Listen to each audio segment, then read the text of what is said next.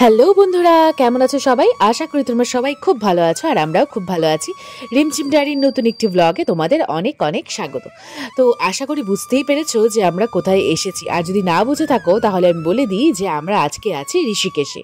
তো ঋষিকেশের যে পরমার্থ নিকেতন আশ্রম, সেটাই আমরা ঘুরতে এসেছি আজকে। আর আশ্রমে এখনো ঢুকিনি, গঙ্গার পাড়ে জাস্ট সন্ধ্যা সন্ধ্যা ভাব হয়েছে। তো এক্ষুনি কিন্তু আরতি শুরু হবে, সন্ধ্যা আরতি। তো চলো তোমাদের সঙ্গে সবটাই শেয়ার করব। আর এখানে দেখো বজরংবলীর একটা খুব সুন্দর মূর্তি রয়েছে। আর এই পরমার্থ নিকেতন কিন্তু এই ঋষিকেশের মধ্যে সব থেকে ফেমাস একটা আশ্রম। এমনি কিন্তু ঋষিকেশে অনেক আশ্রম আছে এইরকম, আর তবে তাদের মধ্যে ঋষিকেশের মধ্যে এই পরমার্থ নিকেতন আশ্রমটাই কিন্তু সব থেকে বড়। আর এই আশ্রমটা প্রতিষ্ঠিত হয়েছিল কিন্তু 1942-তে। স্বামী সুখদেবানন্দজি সরস্বতী মহারাজ কিন্তু এই আশ্রমটাকেই প্রথম প্রতিষ্ঠিত করেছিলেন।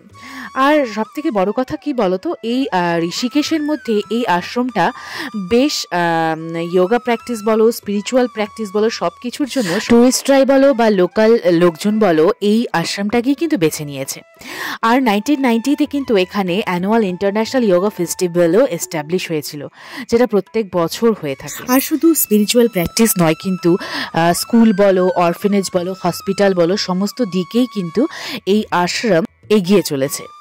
তো এখানে যে ভিজিটার্সরা আছে তারাও কিন্তু প্রত্যেক দিনের কাজের মধ্যে এখানে যে যোগা ক্লাসগুলো হয়, মেডিটেশন ক্লাসগুলো হয়, হিন্দুইজমের উপরে বিভিন্ন রকমের লেকচার্স হয়, সেগুলোর মধ্যেও কিন্তু পার্টিসিপেট করতে পারে। আর সব থেকে বড় পাওনা তো এখানে গঙ্গার ধারে সন্ধেবেলা বসে এই গঙ্গা আরতি, সব মিলে একটা দিন কিন্তু এইখানে পরমার্থ নিকেতনে বসেই কেটে যাওয়ার কথা।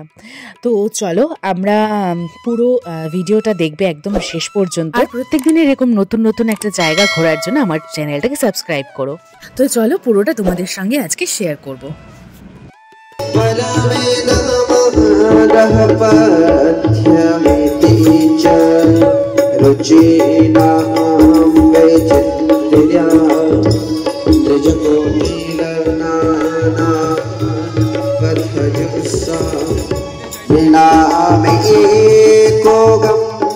সত্যি বন্ধুরা, এইরকম গঙ্গার ধারে বসে একটা সময় কাটানোর মধ্যে যে কি শান্তি আর কি মানসিক একটা তুষ্টি রয়েছে, সেটা যারা এরকম জায়গায় গিয়েছে তারাই একমাত্র বলতে পারবে।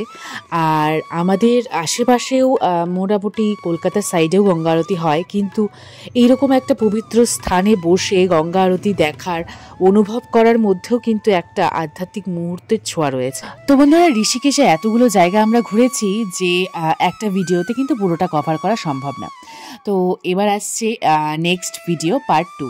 ঋষিকেশের পার্ট 2 নিয়ে খুব তাড়াতাড়ি হাজির হয়ে যাবো তোমাদের সাথে। আর বন্ধুরা, 2013-তে যখন কেদারনাথ ঋষিকেশের উপর দিয়ে বিশাল এক বন্যা বয়ে চলেছিল, প্রাকৃতিক এক দুর্যোগ, তখন কিন্তু এই শিব মূর্তিটাই ঠায় দাঁড়িয়েছিল আমাদের পৃথিবীকে রক্ষা করার জন্য।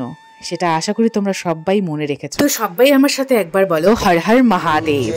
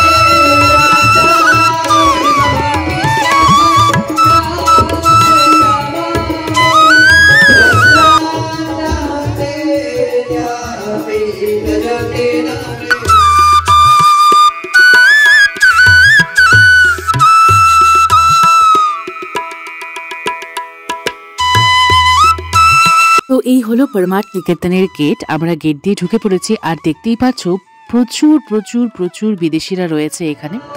যারা তাদের যোগা প্র্যাকটিস করতে এখানে আসে, স্পিরিচুয়াল আমাদের কালচারের উপরে রিসার্চ করতে এখানে আসে, যারা এখানে থেকেই কিন্তু বিভিন্ন বিষয়গুলোর উপরে আমাদের স্পিরিচুয়াল বিষয়গুলোর উপরে রিসার্চ করে থাকে। আর এখানে এটা একটা মন্দিরের মতো, সমস্ত মন্দিরটাই কিন্তু কাঁচ দিয়ে ঘেরা, জাস্ট একদম খুব সুন্দর করে সাজানো। আর দেখো প্রত্যেকটা ঠাকুর কিন্তু একদম কাচের ঘরের মধ্যে খুব সুন্দর করে রাখা রয়েছে, আর সমস্ত ঠাকুরের মূর্তি কিন্তু এখানে রয়েছে।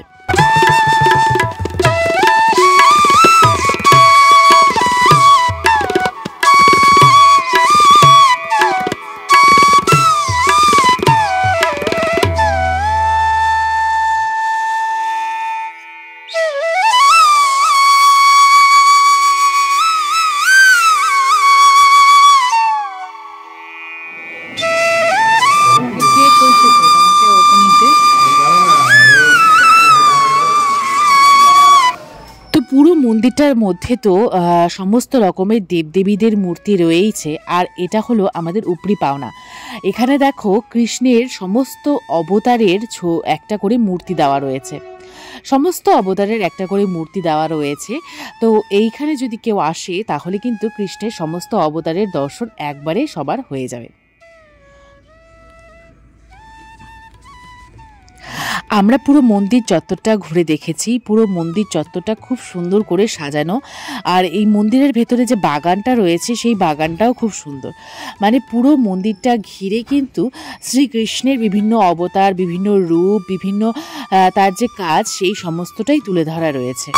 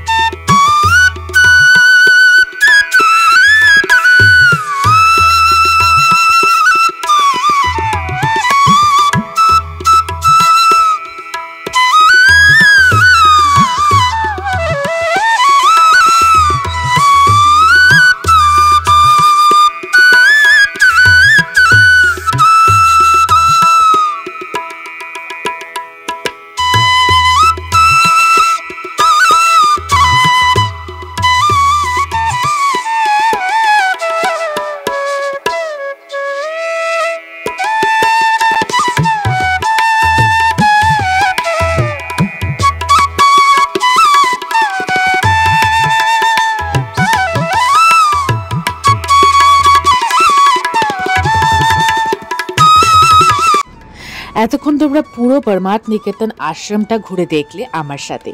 তো এরপরে আমরা চলে যাব, চলো রামঝুলায়। যেহেতু লক্ষ্মণ ঝুলাটা বন্ধ ছিল সেই জন্য আমরা লক্ষ্মণ ঝুলায় যেতে পারিনি, আমরা গিয়েছিলাম রামঝুলায়। আর এখানে মোট 3টা ঝুলা রয়েছে। আর সবার ফার্স্টে, মানে আমার ভিডিওর একদম ফার্স্টে যে ঝুলাটা তোমরা দেখেছো সেটা হলো জানকী ঝুলা। তারপর আমরা এখন যেটাতে যাচ্ছি সেটা হলো রামঝুলা, আর তারপরে রয়েছে লক্ষ্মণ ঝুলা, যেটা এখন বন্ধ রয়েছে আপাতত, কোনো ট্যুরিস্ট যেতে পারে না। তো জানকী ঝুলাটা নতুন করে বানানো হয়েছে। এই জানকী ঝুলায় কিন্তু 2 হুইলার গাড়িও যাবে, ট্যুরিস্টরা তো যেতেই পারবে, 2 হুইলার গাড়িও যেতে পারবে। আর এইটা হলো রামঝুলা, এখানে কিন্তু শুধুমাত্র ট্যুরিস্টরা পায়ে হেঁটেই ঘুরতে পারবে। আর এখানে দেখো যেহেতু প্রচুর ট্যুরিস্টরা রয়েছে, বিদেশি ট্যুরিস্টরা রয়েছে, তো যারা বাঙালি আমাদের মতো ইন্ডিয়ান যারা ট্যুরিস্ট তারা কি করে, এইরকম বিদেশিদের দাঁড় করিয়ে সেলফি তোলে বা ফটো তোলে। তো যাই হোক, সেটার মধ্যেও একটা আনন্দ রয়েছে। আর দেখো এই রামঝুলার থেকে পুরো পরমার্থ নিকেতনের আশ্রমের যে ঘাটটা সেটা খুব সুন্দরভাবে দেখা যাচ্ছে। আর সন্ধে হয়ে এসেছে, দেখো গঙ্গাটাও খুব সুন্দর লাগছে দেখতে, দুপাশে পাহাড় দিয়ে আর মাঝখান দিয়ে গঙ্গা বয়ে চলেছে। তো এই গঙ্গায় কিন্তু স্টিমারও চলে, আর স্টিমার করে তোমরা গঙ্গা থেকে এই পাশ থেকে ও পাশেও আসতে পারবে। আর এখানে দেখো আমি একটু ভিডিও শ্যুট করছিলাম, খুব ভাল লাগছিল এই ঝুলাটাতে, খুব সুন্দর আর খুবই মজবুত করে তোলা, আর অনেক পুরনো কিন্তু এই রামঝুলা। 1980 যে সরকার, সেই সরকার এই রামঝুলা বানিয়েছিল। তো চলো আমরা ওই পাশে যাই, আর ওই পাশেই আমাদের গাড়ি আছে। তো চলো।